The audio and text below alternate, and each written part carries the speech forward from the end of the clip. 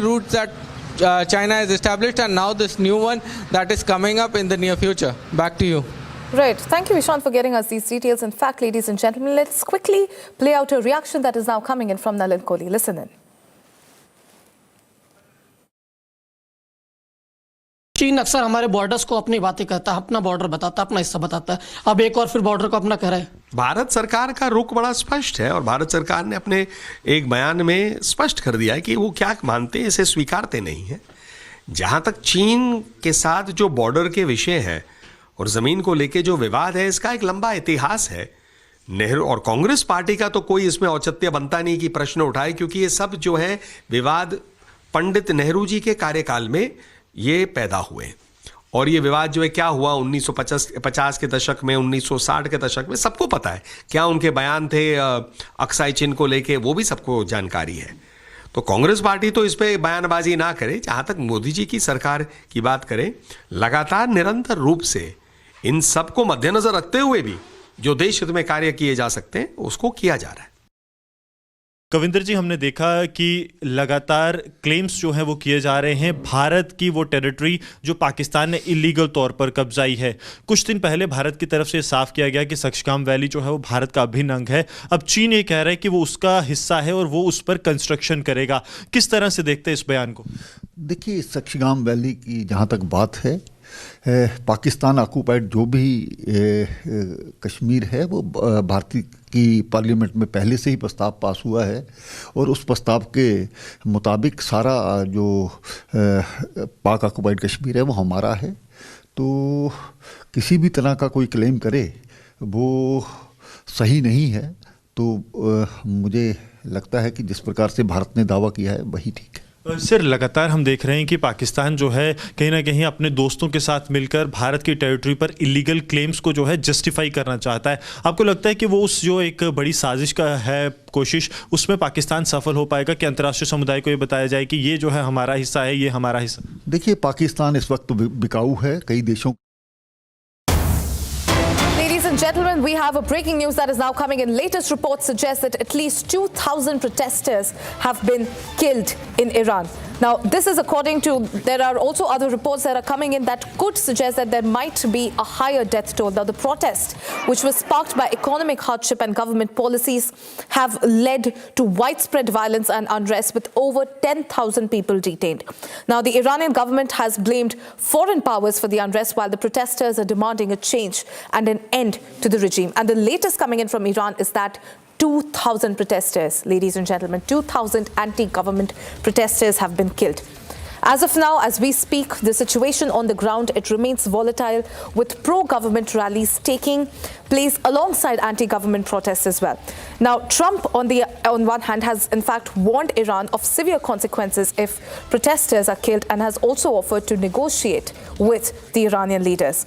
But as of now, the latest that is now coming in from Iran, as per the reports, 2,000 protesters have been killed. In fact, the death toll here, ladies and gentlemen, is that there are reports that suggest that the death toll could be higher, ranging from 6,000 to even 12,000. The protests were sparked by economic hardship and government policies, and that have in turn led to these violent protests and widespread arrests with over 10,000 people who have been detained. The Iranian government, of course, has blamed foreign powers here for the unrest, while protesters are demanding a change and an end to the Khomeini regime. This is the latest coming in from Iran there, ladies and gentlemen. We have been tracking this story very, very closely, getting you all these ground details, getting you the pulse of what is happening right now as we speak in Iran. 2,000 anti-government protesters have been killed so far in this widespread arrest, which was sparked by economic hardships and government policies, which in turn led to these nationwide protests. And of course, there has been a lot of detention as well. 10,000 people, as per the reports that are now coming in, 10,000 people have been detained. The situation on the ground, ladies and gentlemen, remains volatile as we speak. There are pro-government rallies taking place alongside anti-government protests. On one hand, Trump is warning Iran of severe consequences if any more protester is killed, if there is any further violence. However, This is the latest that we are picking up from Iran. 2,000 anti-government protesters killed. We are getting you these ground details, ground updates coming in from Iran. We have been tracking the story very, very closely. And these are, in fact, the visuals that are coming in of the unrest. We have been playing these visuals. We have been getting you these pictures from Iran. And as per the latest that is now coming in, 2,000 protesters have been killed. Joining me on the phone line is Senior Executive Editor Abhishek Kapoor. Abhishek, this is the latest report that is now coming in from Iran. 2,000 anti-government protesters have been killed. And as of now, the situation on the ground remains extremely volatile there. Abhishek. Well, indeed, the situation is volatile, and these pictures from across Iran, not just Tehran, speak volumes about the kind of discontent that's there amongst the masses, which is getting reflected in the chaos. But this seems like a self-goal, Tanisha, because remember, we had other figures being quoted by protesters themselves at about 500 to 600 till yesterday. And now Iranian regime, because they are anxious, because they are under pressure, because they believe that the Americans might be coming after them, to project a picture of instability, have quoted a figure of 2,000. Now the number could be somewhere in between 500 and 2,000, but this is essentially evidence of the fact that the situation on the ground is volatile. The situation on the ground is unstable, and Iran is bracing for turbulent times ahead. And if this continues, then obviously it provides Americans the exact reason they are looking for to come in, and that becomes self-defeating insofar as the government of Ayatollah Khamenei is concerned. We are seeing some brave posturing coming in from the government there, including the speaker, for example, just a couple of days back. Right, Abhishek. Absolutely. Thank you for getting us those details. In fact, ladies and gentlemen, staying with the same story. As Iran witnesses its most intense wave of protest in decades, the United States, on the other hand, has sharply hardened its posture against Tehran. President Donald Trump has announced fresh economic pressure, a 25% tariff on countries trading with Iran, while keeping military options also on the table. Now, even as Washington signals a tough line, Iran says that it is open to dialogue. Here is the full report on that. Take a look. US-Iran tensions escalating. Washington weighs a hardline response to Iran's bloodiest protests in decades.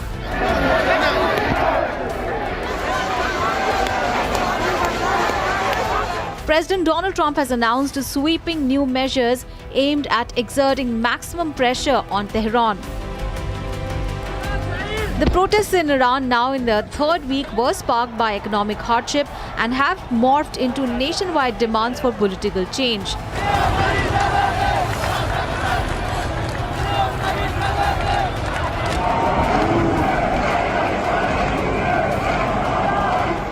With civil liberties groups reporting hundreds of fatalities and thousands detained. In response, President Trump took to social media to declare that any nation doing business with Iran will now face a 25% tariff on trade with the United States, effective immediately.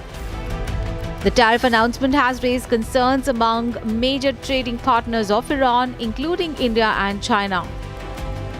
The White House has not formally detailed the legal basis for the tariffs or how they will be enforced, but the move is seen as part of a broader strategy to isolate Iran economically and diplomatically. At the same time, Trump signaled that very strong options remain on the table, including the possibility of military action.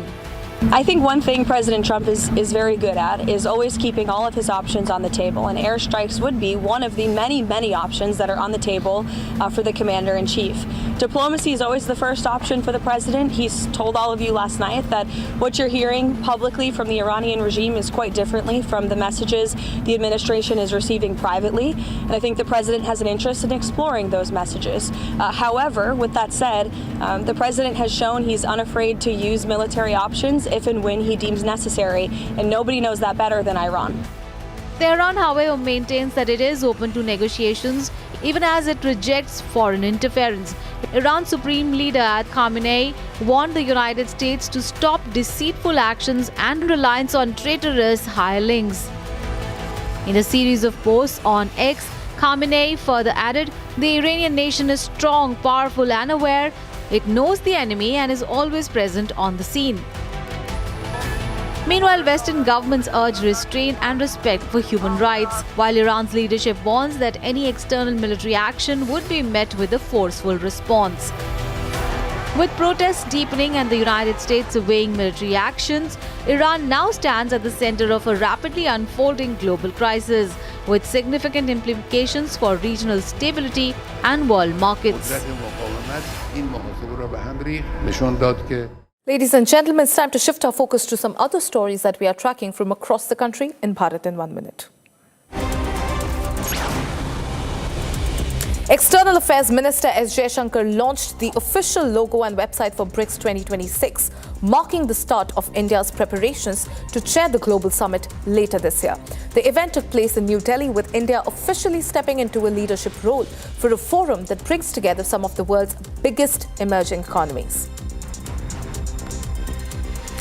The NIA has taken over the probe into a major illegal Bangladeshi immigrant infiltration case that was earlier being probed by the Delhi Police's special cell. The NIA has now begun its probe and is expected to widen the scope of the probe by tracing the entire syndicate involved. In a 48-hour operation targeting gangsters and organized criminals, the Delhi police apprehended hundreds of criminals linked to multiple crime networks across the national capital.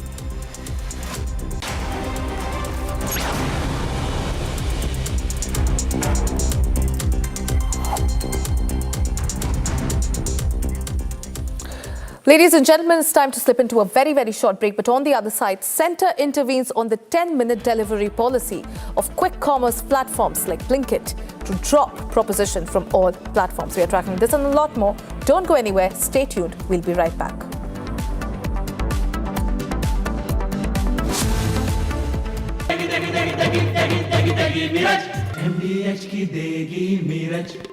देगी मिर्च का तड़का, अंग अंग फड़का। MDH की देगी मिर्च।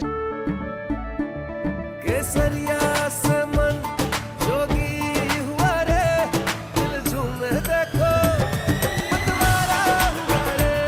केसरिया से मन जोगी हुआ। हर पल मनाओ केसरी त्योहार। विमल, बोलो जुबान केसरी। आर प्योर सूजी पास्ता उबालो मिलाओ और खाओ 8 मिनट में तैयार। क्या टेस्ट है सबका राजा आर प्योर मसाला।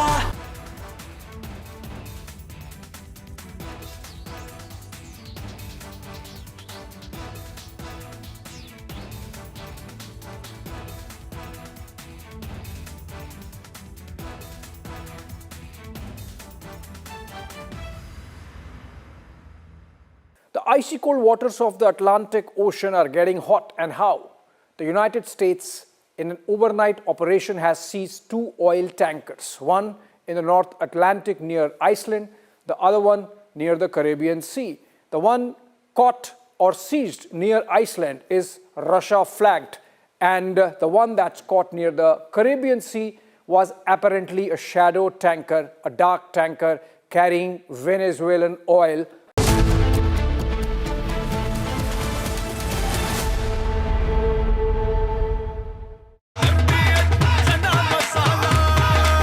अब छोलिया हो या लोबिया, सफेद चने या काले चने, सब कुछ मजेदार बने।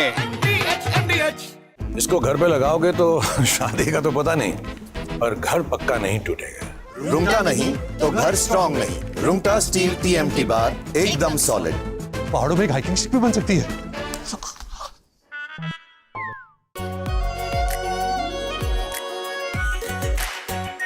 Are pure shahi paneer masala, delicious, healthy every day. The icy cold waters of the Atlantic Ocean are getting hot, and how?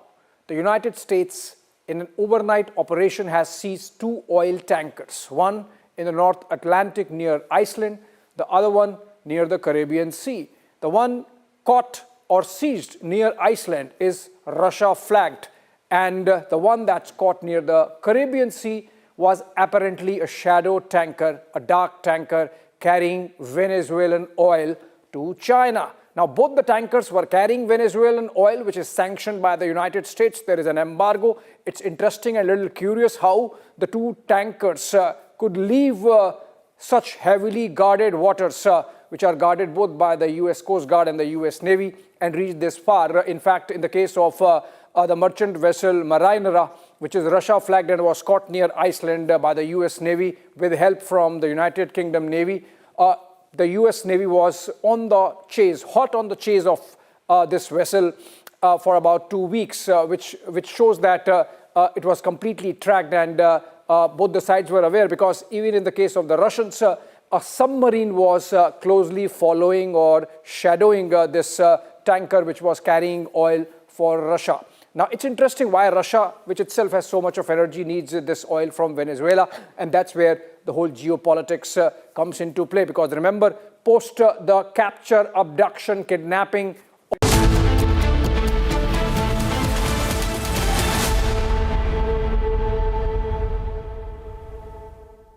आधे बाउल दही में 4 चम्मच MDH चटनी पुदीना मसाला डाला, स्टर करो, पुदीना चटनी तैयार। MDH चटनी पुदीना मसाला।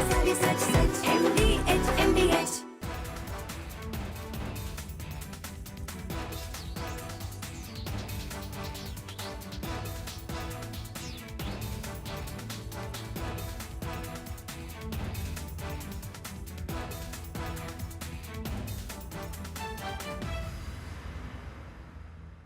थोड़े में ज्यादा स्वाद, यही तो है इसकी खास बात। वाओ मामा, क्या स्वाद है? अरे मेरे राजा। The icy cold waters of the Atlantic Ocean are getting hot, and how? The United States, in an overnight operation, has seized 2 oil tankers, one in the North Atlantic near Iceland, the other one near the Caribbean Sea.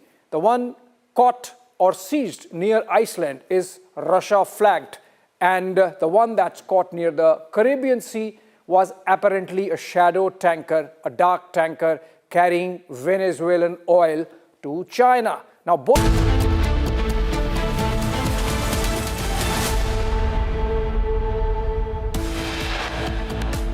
China intervenes on 10-minute Center intervenes on 10-minute delivery policy of quick commerce platforms. Blinkit to drop proposition from all platforms. So as the Shakscam Valley is concerned, India considers 1963 agreement between Pakistan and China as illegal. Therefore, any activity in Shakscam Valley is concerned, we do not approve of it. China reasserts territorial claims on Shaksgam Valley. Indian Army says we don't accept any such activity in the valley.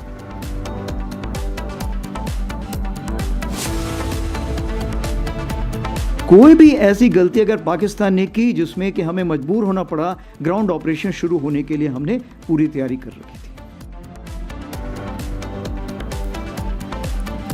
Army Chief's big reveal on Operation Sindoor says India was ready to launch ground offensive.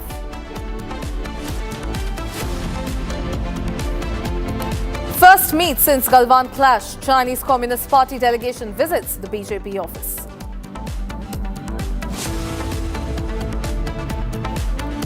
Supreme Court wants states on dog menace, says for every dog bite death, there will likely impose a heavy fine.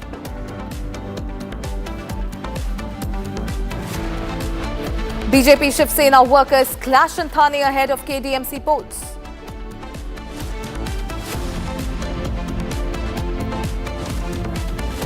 US imposes 25% tariffs on nations engaging in business with Iran amid uprising.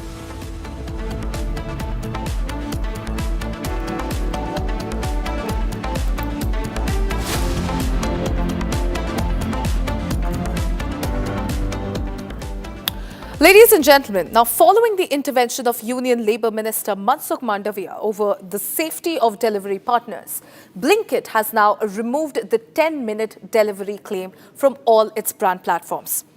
On this issue, Union Minister Mansukh Mandavia said held discussions with officials of Blinkit, Zepto, Swiggy and Zomato, advising them to do away with the strict delivery time limits in the interest of the delivery workers' safety. All the companies assured the government that they would remove the delivery time commitments from their brand advertisements and social media platforms. Listen in to some of these responses that are now coming in. एक बहुत छोटा सा कदम अभी सरकार ने उठाया, बहुत छोटा सा कदम। डिमांड तो अभी बहुत सारी है। सबसे पहले तो है कि इनको एम्प्लॉय का दर्जा दिया जाए। दूसरा, 15-15 घंटे काम करके गिग वर्कर या ब्लिंकिट, स्विगी, जोमेटो मुश्किल से 500-700-800 रुपये कमा पाता है 15 घंटे काम करके, तो उसको मिनिमम वेजेस के दायरे में लेके आया जाए। इनके लिए कोई पेंशन स्कीम नहीं है, इनके लिए कोई मेडिक्लेम नहीं है, इनके लिए कोई इंश्योरेंस नहीं है। बाइक का पेट्रोल इनको अपनी जेब से खर्चा करना पड़ता है। मान लीजिए ई स्कूटी भी ले रखी है तो किराए पे ले रखी है। और सबसे बड़ी बात है कि मान लीजिए दिल्ली है या बॉम्बे है या कलकत्ता है, मद्रास है, बड़े शहर हैं, जितना भी गिग वर्कर है वहां पर वो बाहर के शहरों, छोटे शहरों से, गाँवों से आके नौकरी कर रहा है, तो उसको अपना घर भी किराए पे लेना पड़ता है, कमरा भी किराए पे लेना पड़ता है। तो सब 15 घंटे 18 घंटे काम करके मुश्किल से वो 10-12 हज़ार रुपये भी बचा ले महीने के, तो ये बहुत गनीमत होती है। तो बहुत सारी डिमांड्स हैं। 10 मिनट की डिलीवरी की पूरी हो गई है कि ख़त्म कर दी है। इनको मिनिमम वेज के दायरे में लाना है। इनके लिए इंश्योरेंस स्कीम होनी है। इनके लिए सबसे बड़ी बात है, एक कोई ना कोई सेंट्रल लेवल पे बोर्ड बनना चाहिए। गिग वर्कर का बोर्ड बनने की हमारी जंग अभी जारी है। स्टेट पर भी उसको मंजूरी देनी चाहिए। इनका गिग वर्कर का बोर्ड बनेगा तभी इनके बच्चों के लिए स्कीम्स गवर्नमेंट चला पाएगी, जो सेस फंड कंपनियों से लेके इकट्ठा किया जाएगा। तो इस तरीके की तमाम स्कीमें हैं जो हमारी तरफ से है कि सबसे पहले इनको इंश्योरेंस के दायरे में लाएं। किसी गिग वर्कर का मान लीजिए कहीं डिलीवरी कर रहा है, गिर जाता है, लग जाती है, कुछ हो जाता है, तो उसको हॉस्पिटल का भी खर्चा देने के लिए कोई आगे नहीं आता है। कंपनियां पल्ला झाड़ लेती हैं, हॉस्पिटलाइज भी हो जाएगा, उसके साथ वो उसको छुट्टी भी क्लेम करनी पड़ेगी, पैसा भी घर चलाने के लिए नहीं मिलेगा। तो ये तमाम चीजें हैं जो हम लोग गवर्नमेंट से डिमांड कर रहे हैं। जी, बस एक चीज़ अगर आप क्लैरिफाई कर सके, इसके बाद हम देख रहे हैं अगर हम ऐप भी खोलें तो वो प्रोमिसेस नहीं दिखाई जाएंगी, वो जो लिमिटेशन की, पर क्या इसका मतलब है कि अभी भी ये क्विक कॉमर्स रहेंगे या नहीं रहेंगी? अभी भी मतलब कंपनीज वो अपना गोल्स तो दे ही देंगी कि जल्द से जल्द डिलीवरी की जाए? नहीं, जल्द से जल्द डिलीवरी ओके है। देखिए, आज सबके पास एक एप्लीकेशन है, मालूम पड़ता है कि वो डिलीवरी करने टाइम पे जा रहा है या रास्ते में कहीं रुक गया है, वो सब हर कोई चेक कर सकता है जी। लेकिन 10 मिनट की डिलीवरी तो एक टॉर्चर है, मेंटली टॉर्चर है। उससे तो निजात मिली कम से कम। डिलीवरी करनी है, टाइमली करनी है, जल्दी करनी है, कंपनी के लिए भी काम करना है। कंपनी के लिए काम करेंगे तभी कस्टमर आएंगे। हम सब चीज का सपोर्ट करते हैं, लेकिन गिग वर्कर की जान पे सपोर्ट नहीं कर सकते हैं। MNS Chief Raj Thackeray targeted and mocked BJP leader K. Annamalai, questioning his right to speak on Mumbai-related matters ahead of the upcoming BMC elections. Now, Annamalai quickly responded to the remarks, stating that some people hold meetings only to abuse him.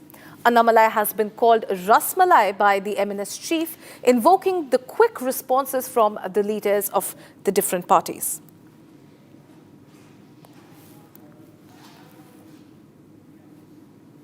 आप development के बात कर रहे हैं, महायुति हर time विकास के बारे में बात कर रहा है, ऑपोजिशन गाली गलौज कर रहा है। कल ही हमने देखा कि राज ठाकरे अन्नामलाई को लेके क्या बोले। आप बिल्कुल सही कह रहे हैं कि महायुति विकास और एक सकारात्मक कैंपेन हम चला रहे हैं और ऑपोजिशन केवल लोगों को भावुक मुद्दों में फंसाकर उनका ध्यान कहीं और आकर्षित करना चाहते हैं। लेकिन इसका जवाब मुझे देने की कोई आवश्यकता नहीं है।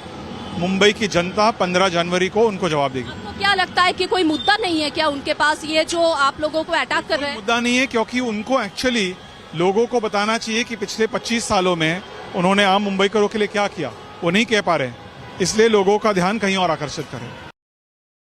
राज ठाकरे's comments on BJP leader K. Annamalai. Raj Thackeray is known for making such inciting statements and insulting various sections of the society and indulging in violent acts to divide the society to pursue his political goals. By doing this, Raj Thackeray is spoiling the name, the respect and the identity of the Marathi Manus, who embraces and accepts each and every person who comes from any part of the country, speaks any language, comes to Mumbai, respects Marathi, speaks Marathi language, every Marathi Manus in Mumbai considers all such people as Marathi. Such is the large heart of the Marathi Manus. The Marathi Manus is a very large-hearted person, and hence Raj Thackeray is not only spoiling the name of the Marathi Manus nationally but also internationally. In an exclusive interview, Shah NC from Shiv Sena has also criticized Raj Thackeray, saying that he is known for insulting various sections of the society. Listen in to what Shah NC had to say. You know the recent comment of Raj Thackeray on BJP leader K. Anlamalai. What is your reaction on it? You know, the people who use words like lungi, pungi, rasmalai shows you their regressive mindset. The Marathi Manus and the people of Maharashtra will never accept this kind of commentary. Yes, for us, number one is the Marathi Manus, is Marathi Asmita and is Marathi Abhiman. But look at what our leader Eknathji Shinde has done. He's given 17,000 homes in Ramabai Nagar to Sons of the Soil. He has got back people to BDD Chaul where they've been given homes. And these are not just tokens. Look at the Girni Kamgars. You have over 1.1 lakh Girni Kamgars in Mumbai, and he has shown the way. So when you talk about Abhijat Darja for Maharashtra and our language, who did it? Eknath Shinde and Devendra Fadnavis. So walk the talk rather than just getting into theatrics and photo optics. Now, China has dug its heels over the construction activities in the Shaksgam Valley. They have in fact rejected India's objections, calling it fully justified. Now, the developments come after India raised objections over the announcement of the second version of the CPEC, which passes through the Shaksgam Valley. Now, meanwhile, Congress party has hit out at the BJP over hosting a delegation of Communist Party in China. Here are the details of the report.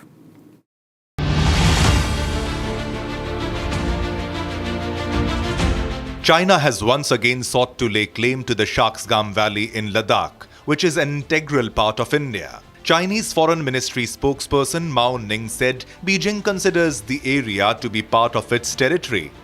First of all, the territory you have mentioned are part of China's territory, and China's infrastructure activities in its own territory is beyond reproach.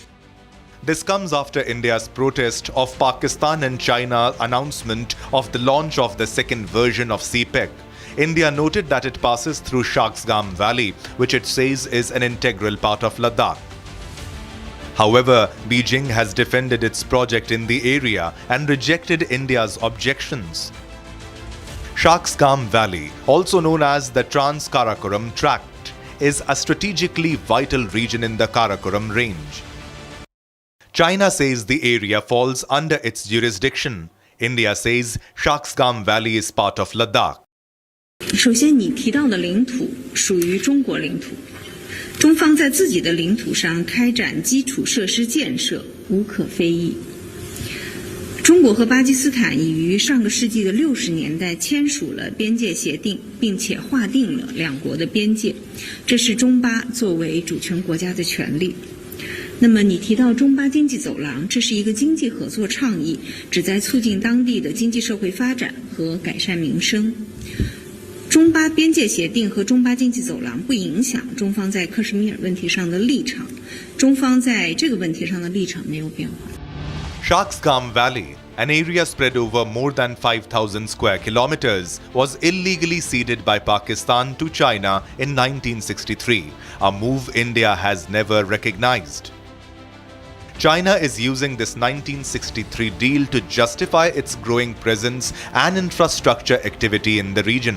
India maintains Pakistan had no authority to hand over this territory. However, China remains defiant.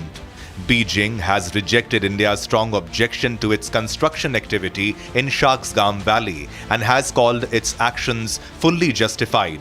China says the project is a normal infrastructure activity within its territory. China says India's objections are unfounded. India counters that China has no locus standi on Indian territory. China says Shaksgam is Chinese territory. India reiterates Shaksgam Valley is an integral and inalienable part of India. Shaksgam Valley is Indian territory.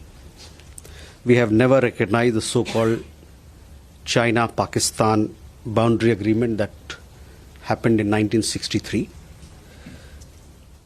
We have consistently maintained that the agreement is illegal and invalid.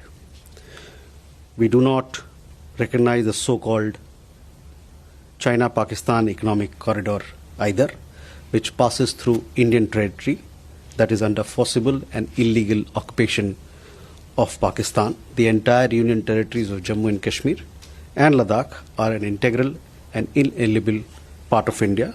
This has been clearly conveyed to Pakistani and the Chinese authorities several times.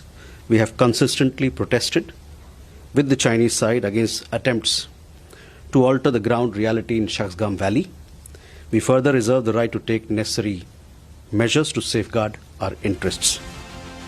Reports indicate China is building an all-weather road in Shaksgam Valley that could link the China-Pakistan Economic Corridor with China's strategic G219 highway. This would significantly enhance military and logistical mobility for both China and Pakistan close to India's northern borders. Security experts say this could alter strategic balance in the area. देखिए, Shaksgam valley की जहाँ तक बात है, Pakistan occupied जो भी कश्मीर है वो भारतीय की पार्लियामेंट में पहले से ही प्रस्ताव पास हुआ है और उस प्रस्ताव के मुताबिक सारा जो पाक ऑक्यूपाइड कश्मीर है वो हमारा है. Shaksgam Valley lies just north of the Siachen Glacier, the world's highest battlefield, where Indian forces dominate the Saltoro Ridge. This is a strategic pressure point in India-China-Pak triangle, vital for long-term security balance in high Himalayas. A Chinese presence here raises concerns of a potential two-front pressure scenario for India, with China to the north and Pakistan to the west. The developments come even as a delegation of the Communist Party of China, led by Sun Haiyan, Vice Minister of the International Department of the CPC, visited the BJP headquarters in New Delhi. The BJP said discussions focused on enhancing inter-party communication between the BJP and the CPC. Chinese ambassador to India, Zhu Fiahong, also joined the meeting. Congress launched a sharp attack on the BJP, alleging that China was asserting territorial claims while political engagement continued in the capital. Congress leader Supriya Srinath tweeted, "How is China showing such audacity?" And meanwhile, BJP leaders are holding meetings with China's Communist Party. Shaksgam Valley has emerged as another serious flashpoint in the already tense India-China relationship. For India, this is a direct question of sovereignty and territorial integrity, as China hardens its position and expands infrastructure in the territory. Despite the MEA setting the record straight on Shaksgam Valley, the RSS and BJP leaders hold a meeting at the BJP headquarters with CCP delegation. And right after this meeting, Beijing provokes yet again in a press conference on the Shaksgam Valley. That is the new flashpoint now between New Delhi and Beijing. Meanwhile, the army chief has set the record straight. He has drawn the red line on Shaksgam. We'll tell you about that on 6 Stories at 6 with me, Rakshita Mishra. US President Donald Trump's Greenland push is now back in focus. A Republican lawmaker in the US Congress has now moved a bill seeking to annex Greenland and make it America's 51st state. Now, the proposal has triggered sharp reactions internationally, with Denmark and Greenland rejecting any such move. Here's a detailed report on that. Take a look. Another step towards Donald Trump's Greenland push, now through legislation. A US Congressman, Randy Fine, has introduced a bill in the House of Representatives that would allow the American president to take steps to acquire Greenland. The proposed law talks about annexation and even future statehood for the island. This comes after Donald Trump once again spoke about doing something on Greenland, reviving his old pitch to bring the Arctic island under American control. Greenland is an autonomous territory of Denmark and is located in the strategically crucial Arctic region. It is rich in rare earth minerals and lies close to key shipping routes and military pathways. Supporters of the bill claim Greenland is vital for America's national security. They argue it would help counter growing Chinese and Russian influence in the Arctic. But Denmark has made its position clear. Copenhagen says Greenland is not for sale and its future can be only decided by its people. Greenland's own leadership has also rejected the proposal, saying the island is not a commodity to be bought, sold, or annexed. Interestingly, the move has divided American lawmakers themselves. Some Republicans support the idea, while Democrats have introduced counter bills to stop any attempt at annexation. But Trump remains rigid, saying he has not ruled out using military force. Trump says he plans to take control of the island the easy way or the hard way. This is not the first time the US has shown interest in Greenland. Washington had explored buying the island during the Cold War. Trump also previously made an offer to buy the island in 2019 during his first presidential term, but was told it was not for sale. He revived his interest shortly after returning to the White House in January 2025. For now, the Greenland annexation bill remains a political statement rather than a legal reality. But the big question is, will this stop Donald Trump's territorial ambitions?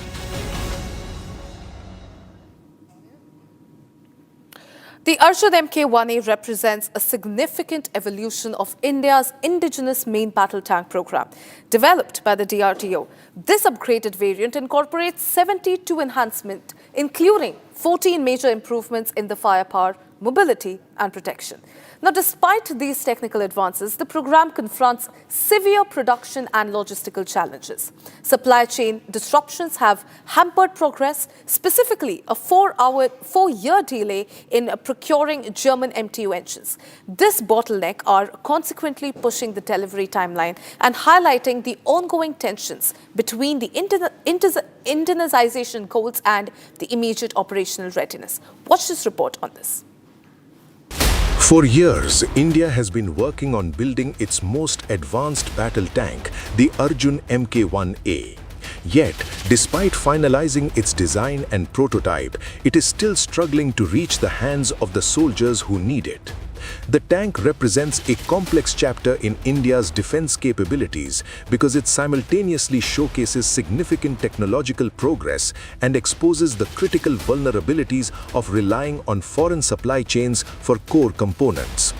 The current delay in the operational readiness of the Mk1A fleet is not due to a single factor, but rather a convergence of geopolitical supply chain disruptions and the intricate challenges of re-engineering a platform that has been in development for decades. To understand why this powerful machine is still not fully ready for deployment in 2026, despite a formal contract signed years ago, requires looking at the specific timeline of events and the crisis surrounding its propulsion system. The story of the current delay effectively began on 2021 when the Ministry of Defence placed a massive order worth 7,523 crore rupees for 118 units of the Arjun Mk1A. This variant was not merely a cosmetic update but a substantial overhaul of the original Arjun Mk1. The contract stipulated that the first batch of 5 tanks would be delivered within 30 months, which meant the Indian Army expected to receive them by early 2024. However, as that deadline approached and passed, it became clear that the production line at the heavy vehicles factory in Awadhi had hit a severe blockade that no amount of domestic funding could immediately resolve. The primary reason for this paralysis lies in the engine compartment. For decades, the Arjun tank was designed around a specific German engine known as the MTU MB838 K501 liquid-cooled diesel engine. This power plant was chosen for its reliability and its ability to propel the massive vehicle across the desert terrain of Rajasthan. However, the German manufacturer MTU eventually stopped the production of this specific engine model. When the order for 118 new tanks was placed in 2021, the planners seemingly anticipated that the engines would be sourced easily or that production could be restarted. This assumption proved fatal to the timeline.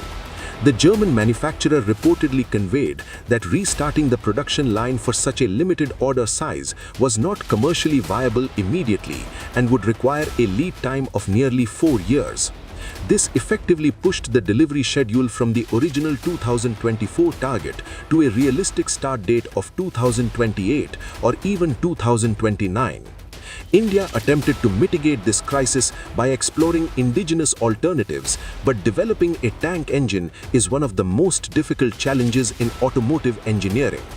The Defense Research and Development Organization has been working on the Datran 1500 horsepower engine to replace the German import.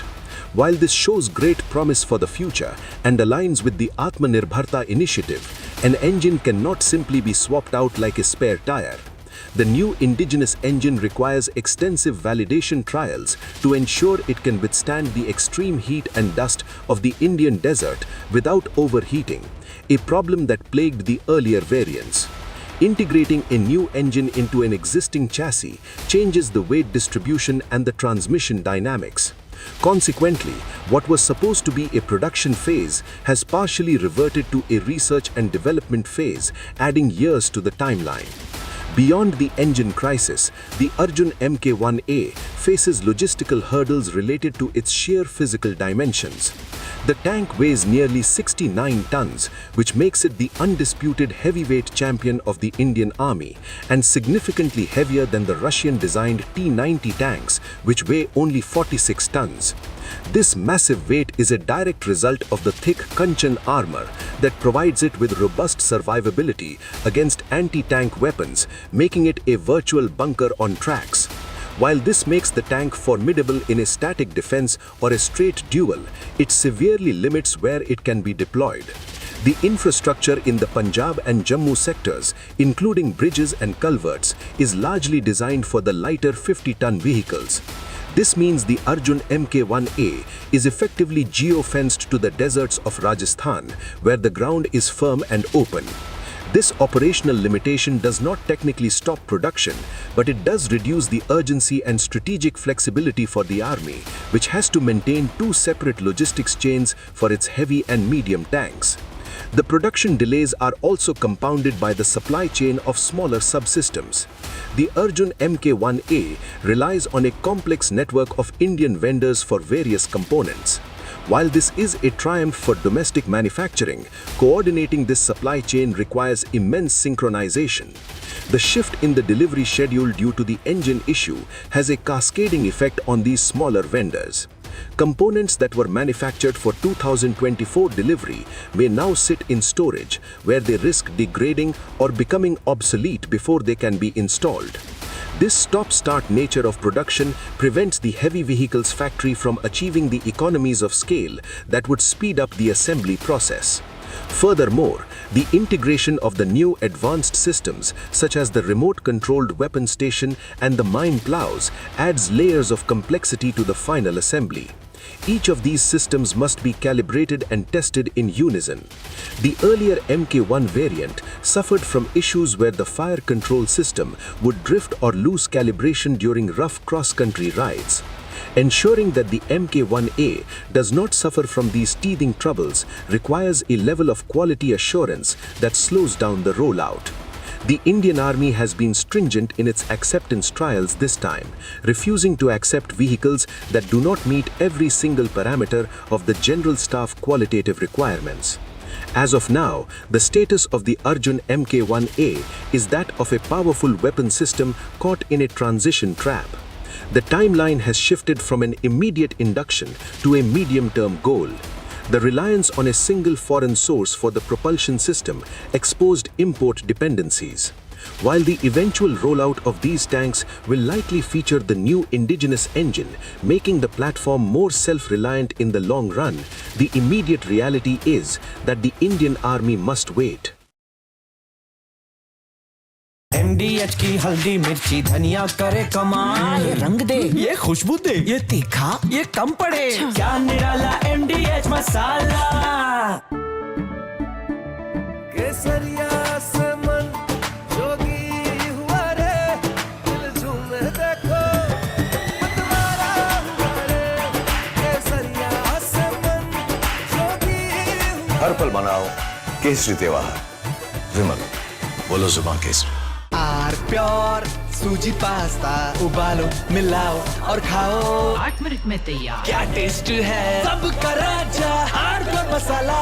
The icy cold waters of the Atlantic Ocean are getting hot, and how? The United States, in an overnight operation, has seized 2 oil tankers, one in the North Atlantic near Iceland, the other one near the Caribbean Sea.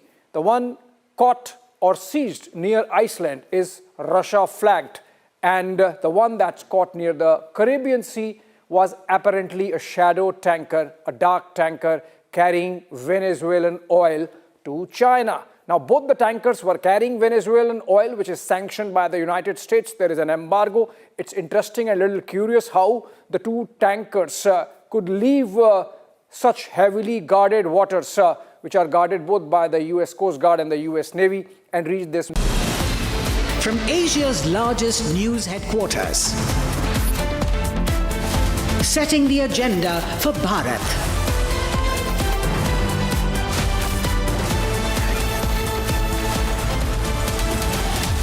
You're watching Republic.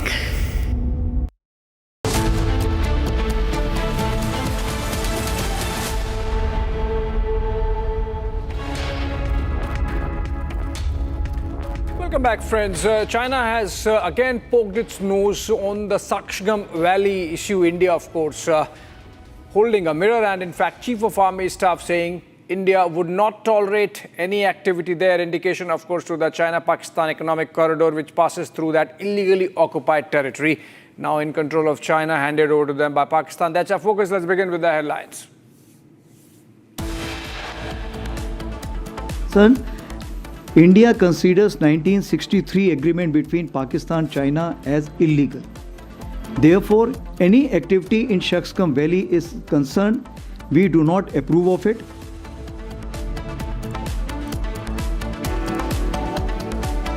China reasserts territorial claims on Pahalgam Valley. Indian Army says we don't accept any such activity in the area.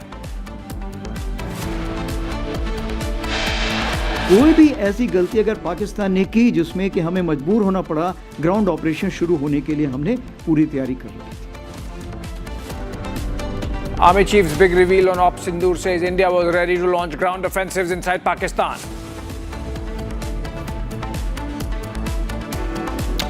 First meet since Galwan clash, Chinese Communist Party delegation visits BJP office.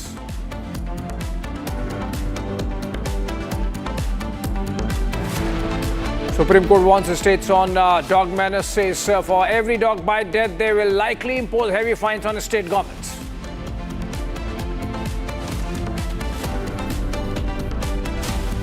BJP Shiv Sena workers clash in Thane area ahead of the municipal polls.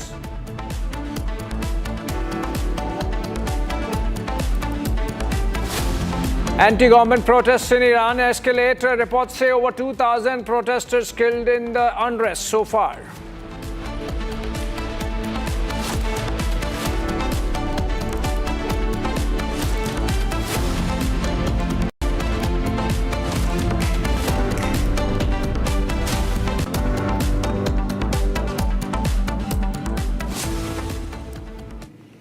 All right, friends, let's begin with a breaking news development coming in, and that's from Ladakh, where 4 Indian male tourists are reported missing. The incident occurred near Pangong Lake, or Pangong So as it is called, and all tourists are in the age between 20 and 24. Youngsters essentially gone for tourism, and their traces not to be found.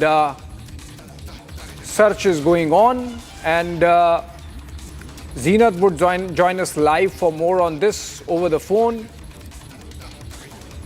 Okay, search is underway. Efforts are on to locate these 4 youngsters. We'll try and find out to where they belong to and when exactly this incident happened. 4 tourists, all youth in the age group of 20 to 24, are reported missing from Pangong Lake, a very famous tourist destination in Ladakh, where most of the tourists go. It's a landmark, and now they are gone missing. Zeenat, I'm told, joins us live for more on this from Srinagar. Zeenat, what can you share about these youth who are not traceable from Pangong So in Ladakh? They are the tourists and they come, they are the Indian tourists who have gone missing around this Pangong So lake in Ladakh. As people are now thronging Ladakh because in valley there is very less snow, and to have the feel of the winter, mostly people prefer going to the eastern Ladakh, and Pangong So is where it is located. And in the morning, the 4 of the tourists have come. They were seen taking pictures and making videos, but then they went missing because the Ladakh at present is somewhere between 20 to 25 degree of temperature. That makes the search operation a bit difficult, although the police along with army and the intelligence agencies are searching for the tourists. But as of now, what we are picking from our sources that they are the 4 Indian tourists who have gone missing, and they come between the age group of 20 to 26. In the morning, they were seen taking pictures and recording selfies from the Pangong So lake. And now the search operation has been extended, and it's still the search is going on. But because of the temperatures, it is a bit difficult for them to take or expedite the process at present. What we're picking from the confirmed sources that the 4 of the tourists have gone missing near the Pangong So lake in Ladakh. Okay, Zeenat, one quick question.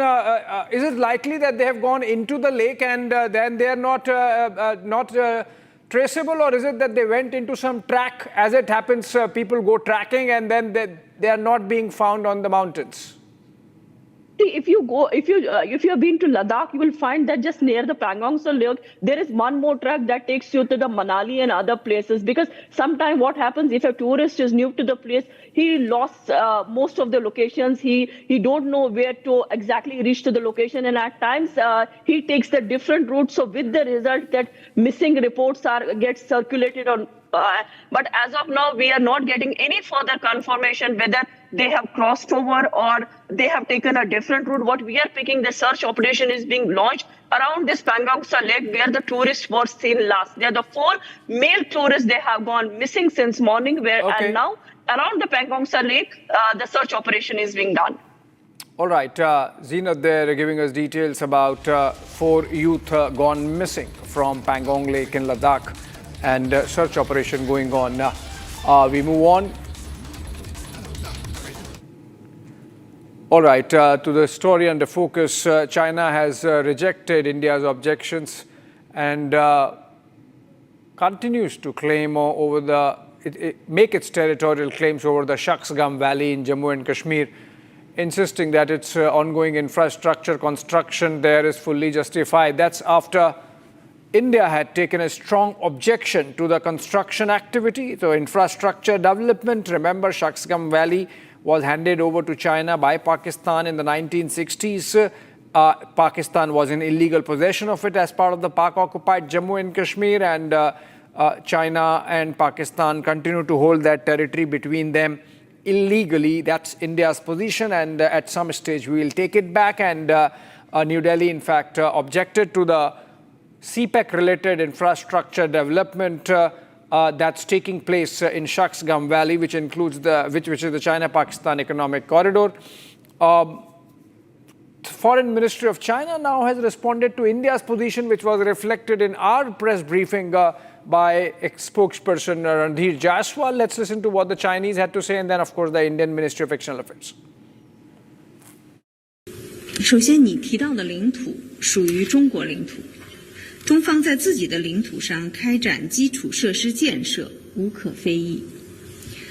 中国和巴基斯坦已于上个世纪的60年代签署了边界协定，并且划定了两国的边界，这是中巴作为主权国家的权利。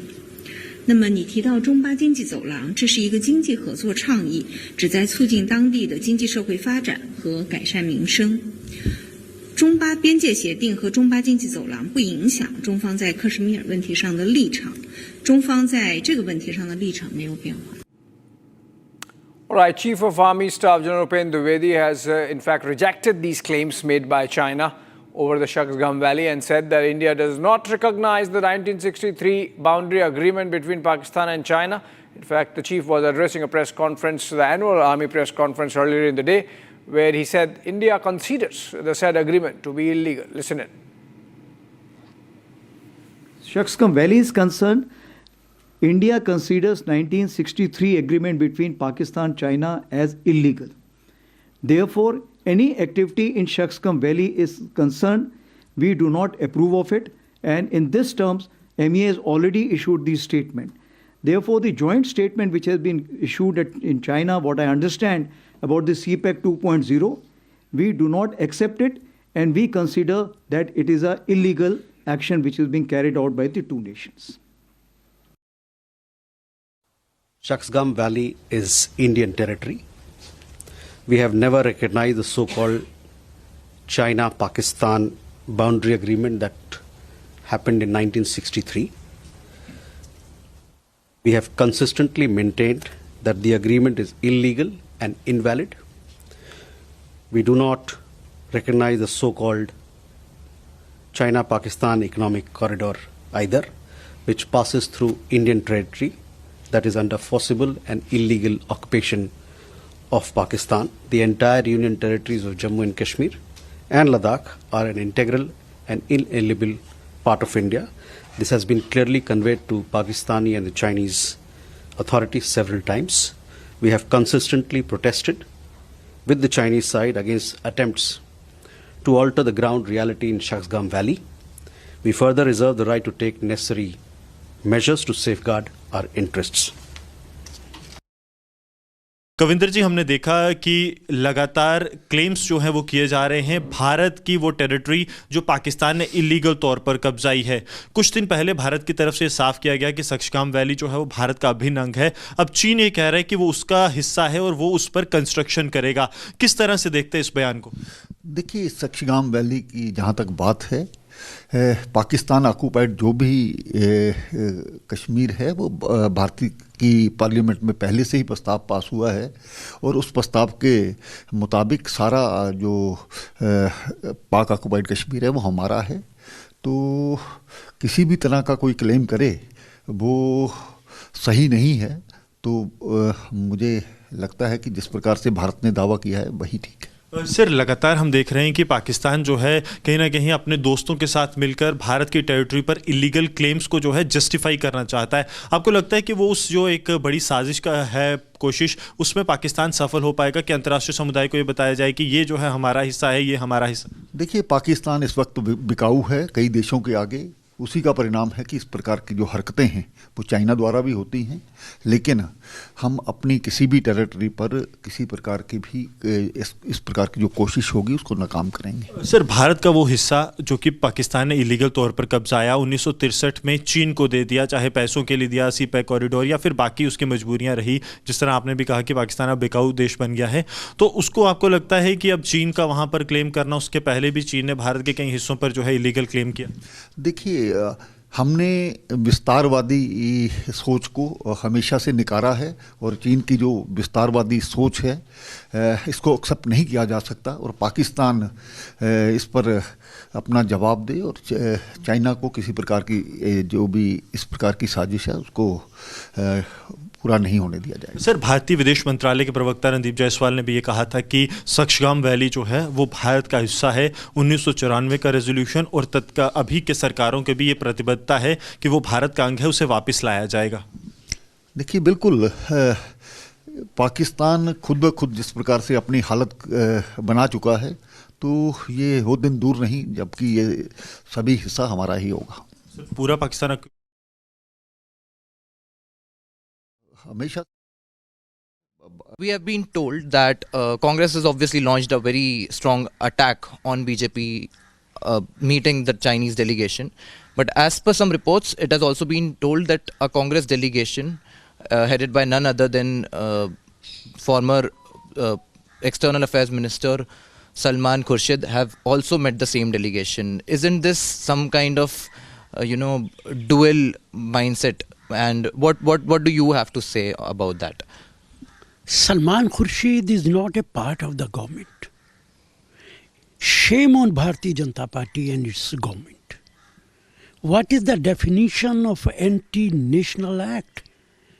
It is nothing but anti-national act. You know, during Operation Sindoor, China had supported Pakistan.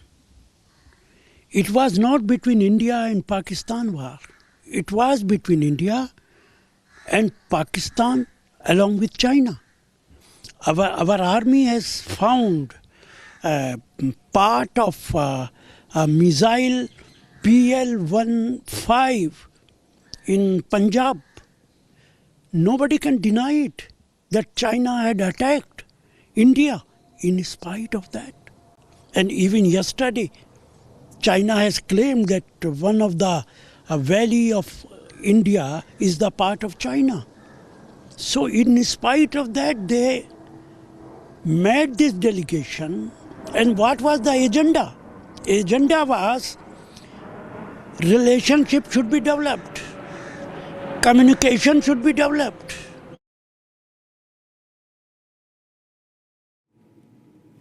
All right, politics panning out there. Somehow for the Congress party, the Chinese version is more believable, and that's the contest, that's the politics, and that's going to be the debate in the evening. Moving on for now, and back to the Chief of Army Staff's press conference earlier in the day, in which he sent across a strong message to Pakistan saying, we are watching.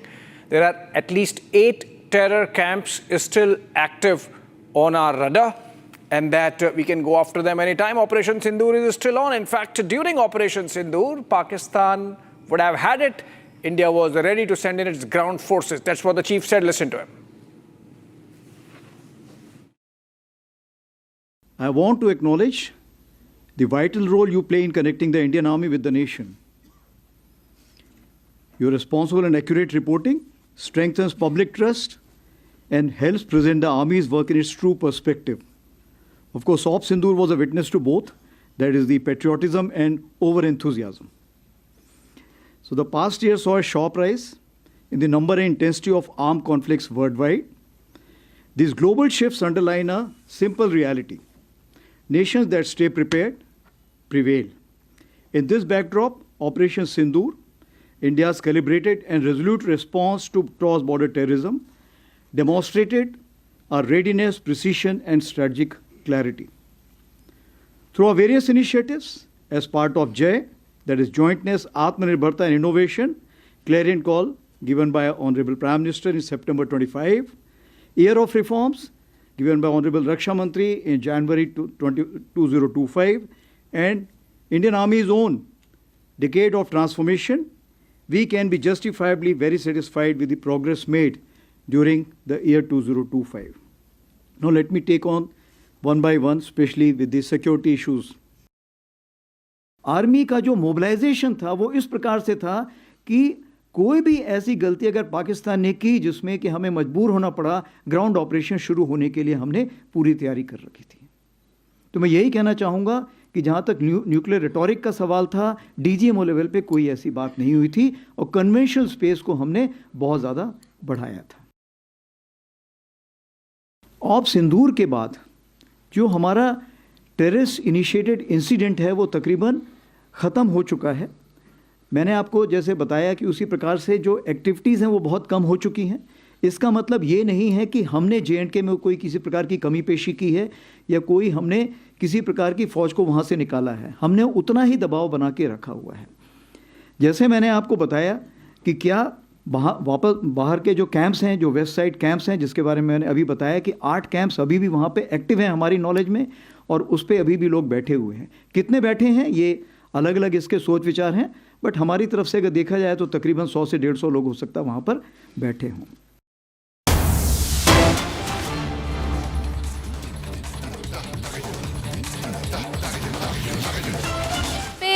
मानूस के मराठी मानूस के साथ आप हो और opposition सिर्फ attacking politics कर रहा है, इसका कोई प्रभाव होगा इलेक्शन में? लोग मुंबईकर बहुत समझदार है. ये काम को वोट करते हैं, डेवलपमेंट को वोट करते हैं. हमारा एजेंडा डेवलपमेंट है और ये इमोशन पे चुनाव जीत नहीं सकते. उसके लिए काम करना पड़ता है और 3.5 सालों में महायुति ने मुंबई में जो काम किया है वो लोगों के सामने है. इसलिए डेवलपमेंट हमारा एजेंडा है. ये एजेंडा लेके हम लड़ रहे हैं और इसका डर उनको हुआ है इसलिए वो मराठी का मुद्दा, मुंबई का मुद्दा निकाल रहे हैं। लेकिन ये हर चुनाव में मुद्दा निकालते हैं। लेकिन इस बार लोग समझदार है, ये जनता सब जानती है। वोट महायुति को मिलेगा और महापौर महायुति का होगा। डर गए इसलिए क्या राज ठाकरे अटैक कर रहे हैं अन्नामलाई पे? डर गए इसलिए पर्सनल अटैक में गए हैं? करप्शन था बीएमसी का, ये मीठी रिवर स्कैम, सब कुछ। स्कैम तो मिट्टी रिवर का महाविकास आघाड़ी ने किया है, पहले जिनकी सत्ता थी उन्होंने किया है। करप्शन कोविड में उन्होंने किया है, रोड में करप्शन उन्होंने किया है, एसटीपी में करप्शन उन्होंने किया है। इसलिए हम साफ सुथरा मुंबई का विकास करना चाहते हैं। इसमें गड्ढों से मुक्त मुंबई को करेंगे। कंक्रीट के रोड हम बना रहे हैं। गड्ढों से मुक्त मुंबई करना, प्रदूषण मुक्त मुंबई करना और भ्रष्टाचार मुक्त मुंबई करना, ये हमारा एजेंडा है।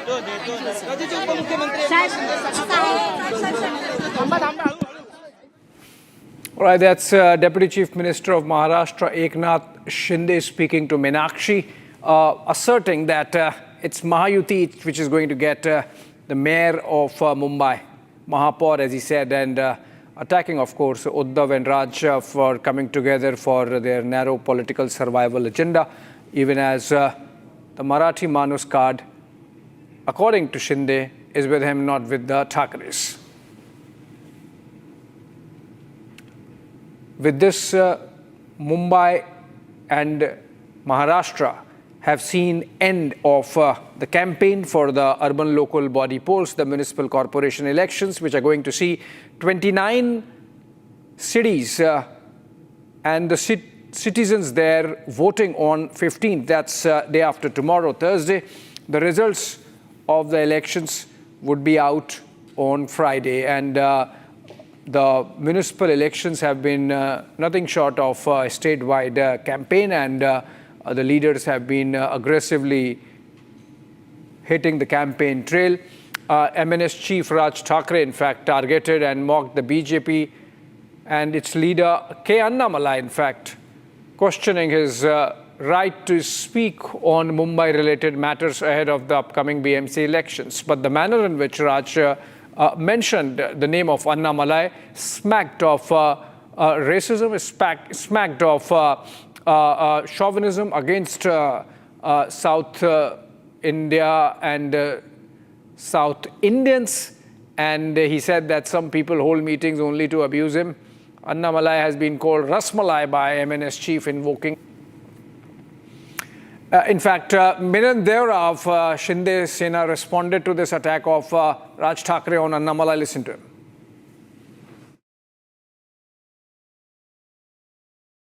आप डेवलपमेंट की बात कर रहे हैं, महायुति हर टाइम विकास के बारे में बात कर रहा है, ऑपोजिशन गाली गलौज कर रहा है। कल ही हमने देखा कि राज ठाकरे अन्नामलाई को लेके क्या बोले। आप बिल्कुल सही कह रहे हैं कि महायुति विकास और एक सकारात्मक कैंपेन हम चला रहे हैं, और ऑपोजिशन केवल लोगों को भावुक मुद्दों में फंसाकर उनका ध्यान कहीं और आकर्षित करना चाहते हैं। लेकिन इसका जवाब मुझे देने की कोई आवश्यकता नहीं है।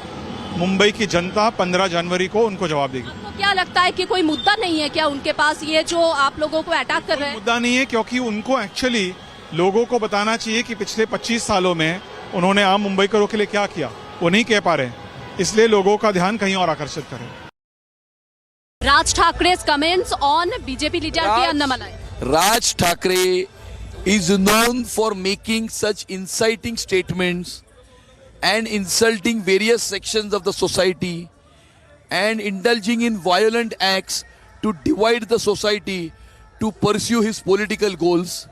By doing this, Raj Thakre is spoiling the name, the respect and the identity of the Marathi Manus, who embraces and accepts each and every person who comes from any part of the country, speaks any language, comes to Mumbai, respects Marathi, speaks Marathi language.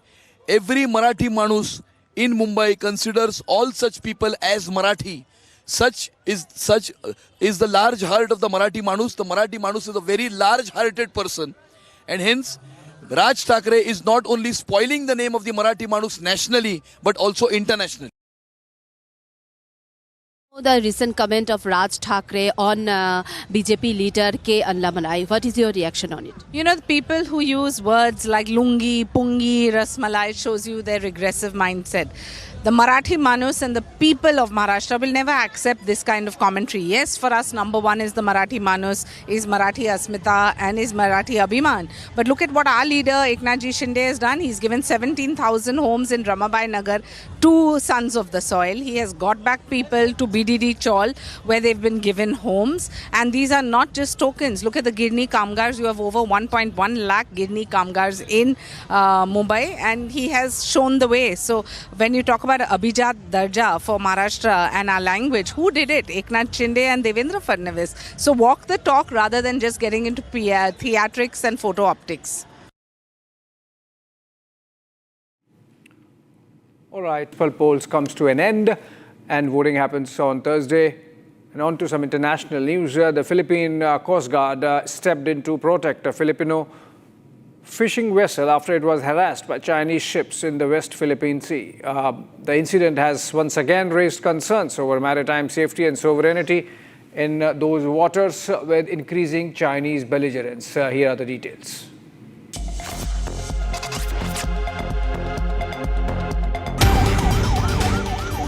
The Philippine Coast Guard intervened to protect a Filipino fishing vessel that was harassed by Chinese ships in the West Philippine Sea. The incident occurred around noon on 12th January when the fishing boat was en route its fishing grounds. Reports suggest a Chinese Navy vessel and a China Coast Guard ship closed in within 30 meters of the boat, blaring sirens and blocking its path about 16 nautical miles southeast of the shore.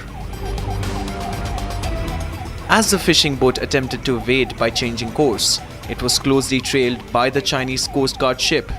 The PCG's multi-role response vessel promptly arrived at the scene and provided assistance. The boat's captain received medical attention, while PCG personnel documented the incident through photos and videos. The Coast Guard also supplied diesel fuel,